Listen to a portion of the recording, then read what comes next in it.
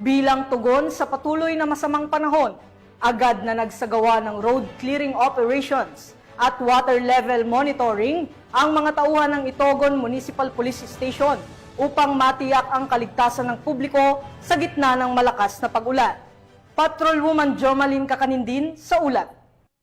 Kabila ng tuloy-tuloy na malakas na pag-ulan na nagdulot ng madulas na kalsada at mga landslide, nagpamalas ng dedikasyon at katapangan ng mga tauhan ng Itogon Municipal Police Station sa kanilang patuloy na road clearing operations and water level monitoring sa mga high-risk na lugar sa kanilang nasasakupan. Upang matiyak ang kaligtasan at tuloy-tuloy na biyahe ng mga motorista at residente, agad na rumisponde ang mga pulis katuwang ang mga barangay officials at iba pang local response unit para alisin ang mga debris, bumagsak na sanga at iba pang sagabal sa kalsada sa gitna ng masungit na panahon. Ginawa ito habang nakaalerto sa posibilidad ng biglang pagguho ng lupa at flash flood, bagay na nagpalala sa panganib ng operasyon. Hindi rin nagpaawat ang ating kapulisan sa water level monitoring, katuwang ang dam authorities at MDRRMO upang ma-assess ang level ng tubig at mga potensyal nitong epekto sa downstream communities. Ipinakita din ng Itogon MPS na ang proactive disaster preparedness at response ay hindi lamang usapin ng plano. Ito ay aktwal na aksyon sa gitna ng ulan, putik at panganib. Patunay ito na ang kanilang tapat sa paglilingkod para sa buhay at ari-arian ng publiko, lalo na sa panahon ng bagyo. Mensahe ng Itugon PNP sa komunidad na manatiling mag-ingat sa biyahe, iwasan ang landslide-prone areas, at agad na makipag-ugnayan sa mga otoridad para sa anumang insidente o obserbasyong maaaring pagbunsod ng panganib.